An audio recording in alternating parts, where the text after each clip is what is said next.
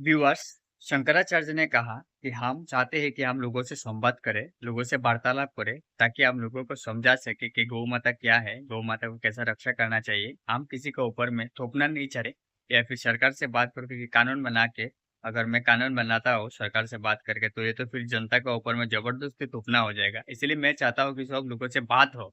उसका बाद बात होने का बाद अगर सहमति बनता है तो मैं सरकार से गुजारिश करूंगा कि उसके ऊपर में कानून बने।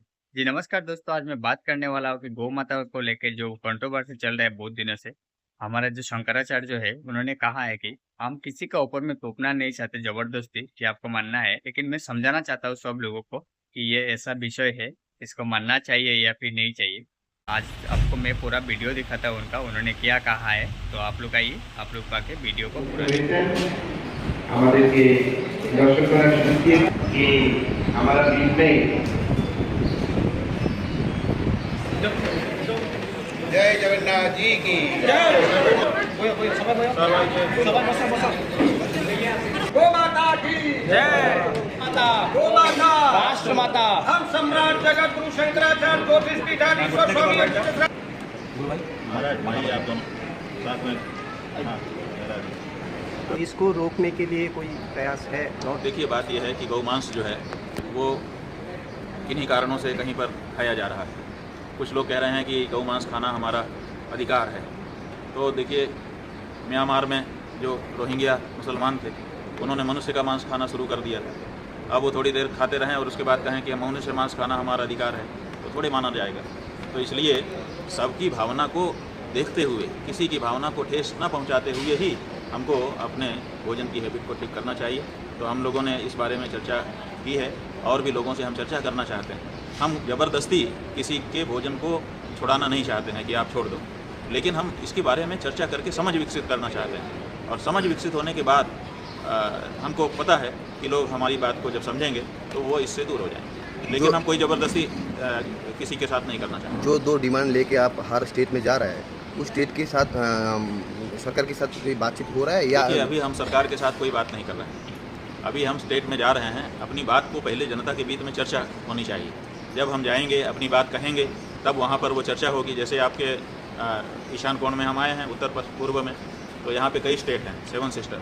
अब कई जगह पे हमारा बड़ा विरोध भी हो रहा है। विरोध का मतलब है कि वहाँ पे चर्चा हो रही है, लोग इस बारे में अपनी अपनी बात कह रहे हैं। और जब लोग अपनी अपनी बात कहेंगे, फिर हमारी बात उनके बीच में जाएगी और ऐसे करके जनता में पहले बात जानी चाहिए। सरकार के से हम बात कर लें और सरकार हमारा मान करके कानून बना दे, वो जनता के ऊपर थोपना हो जाएगा। तो हम इसीलिए पहले जनता के बीच में जा रहे हैं, गौ प्रतिष्ठा ध्वज की स्थापना कर रहे हैं। गौ के बारे में उनको बताएंगे क्या इतिहास रहा है, क्या पुराण रहा है, क्या हमारे परंपरा के लोगों ने सम्मान दिया है और क्या आज भी कारण है जिसके कारण गाय की अगर हम सेवा करते हैं तो हमको क्या उपलब्धि हो सकती है। ये सब बातें जब हम बताएंगे तो बहुत से लोग स्वयं उन्मुख हो जाएंगे। फिर सरकारें तो जनता ही बनाती है, जनता जिसको चाहेगी वैसी सरकार बना देगी। त्रिपुरा के सम्मानित पत्रकार बंधुओं, जैसा कि आप लोगों को पहले से ही जानकारी है, हमारे शिष्यों ने पहले ही आकर के आपको सूचना दी थी कि हम सनातन धर्मियों के लिए, हिंदुओं के लिए गाय धार्मिक दृष्टि से बहुत ही महत्वपूर्ण सदा से रही है। वेदों में, पुराणों में, शास्त्रों में और हमारी परंपरा के इतिहास में जहाँ भी आप देखेंगे गौ माता का महात्म्य ही भरा हुआ है। हमारे राम, हमारे कृष्ण जो हमारे आराध्य हैं, जिनके नाम का जप यहाँ पर हम बैठ करके करते हैं, उन्होंने भी गौ माता के लिए अवतार धारण किया था। उन गौ माता की प्राण और प्रतिष्ठा दोनों की रक्षा के लिए इस समय हम लोगों को आवाज़ उठानी पड़ रही है। आपको ध्यान में हम दिलाना चाहेंगे कि भारत की आज़ादी के पहले से ही इस बारे में आंदोलन चलता रहा। लोगों ने कहा था कि अगर अंग्रेज़ यहाँ से चले जाएंगे तो स्वराज स्थापित हो जाएगा, और जब स्वराज हो जाएगा तो हम कलम की पहली नोक से गौ हत्या बंदी करेंगे और गौ माता की प्रतिष्ठा को बहाल करेंगे। लेकिन 78 साल लंबा समय बीत गया। जाने कौन कौन पार्टियों की सरकारें आई, चली गई, फिर से आ रही हैं, फिर से चली जा रही हैं। हम बहुसंख्यक हिंदुओं का वोट ले रही हैं और हमारी ही आराध्या गौ माता का जो मांस है उसका व्यापार कर रही हैं। तो इस बात को ले करके सारे देश के हिंदू बहुत ही दुखी हैं और वो चाहते हैं कि इस बारे में केंद्र सरकार कानून बनाए। लेकिन कानून नहीं बनता हुआ देख करके सब देशवासी हिंदुओं की, सनातन धर्मियों की, 100 करोड़ के करीब लोगों की भावनाओं को स्वर देने के लिए हम स्वयं इस समय भारत यात्रा पर निकले हुए हैं और गौ प्रतिष्ठा ध्वज के नाम से गौ माता की प्रतिष्ठा का जो ध्वज है उस ध्वज की स्थापना हम सभी प्रदेशों में कर रहे हैं। ये गौ प्रतिष्ठा ध्वज, इसकी स्थापना प्रदेश में की जा रही है। तात्पर्य यही है कि गौ माता की जो प्रतिष्ठा है, उनका जो सम्मान है वो सुरक्षित किया जाए। वो पशु नहीं है।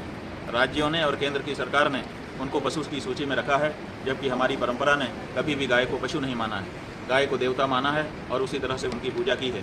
इसलिए गाय की जो प्रतिष्ठा परंपरा से हमारे यहाँ रही है, उस प्रतिष्ठा को बहाल किया जाए और उनके प्राण को लेने वाले के लिए दंड का विधान किया जाए। ये 2 मांग हमारी है और इसी मांग को लेकर के भारत के सभी प्रदेशों में हम जा रहे हैं। इसी क्रम में आपके त्रिपुरा प्रदेश के अगरतला राजधानी में हम आए हैं और आपसे हमारी चर्चा हो रही है।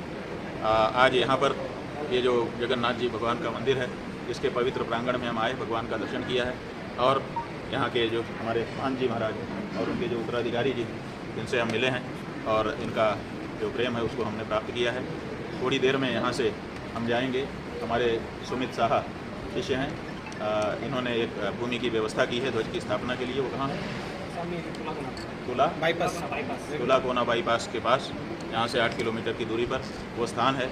वहाँ पर गौ ध्वजा की स्थापना करेंगे और उसके बाद यहाँ के लोगों से चर्चा करके हम आगे मेघालय के लिए प्रस्थान करेंगे। महाराज, एक चीज़ है कि त्रिपुरा से बहुत सारे गाय बांग्लादेश में स्मगल होता है। बीएसएफ उन लोगों को पकड़ते, गाय को पकड़ते हैं, उसके बाद वो गाय कहाँ जाता है, क्या है, उनको सुरक्षा देने का कुछ विचार है आपको? जी बिल्कुल। जब हम लोगों ने ये गौ प्रतिष्ठा आंदोलन शुरू किया है तो उसके पीछे उद्देश्य यही है। एक तो सरकार को हम चाहते हैं कि सरकार हमारी बात मान करके गाय के बारे में एक प्रोटोकॉल, एक कानून बनाए, उनको माता घोषित करे। और दूसरे, अपने स्तर पर, हिंदुओं के स्तर पर बिना सरकार का पैसा लिए हम चाहते हैं कि जो हमारी गौ माता है, जो शुद्ध देशी नस्ल की हमारी वेद लक्षणा गौ माता है, जिसको हम लोगों ने रामा नाम दिया है, वो जहाँ पर भी हो उसकी खोज खबर हम लोग लें और अगर उनको कोई असुविधा है तो उस असुविधा को दूर करें।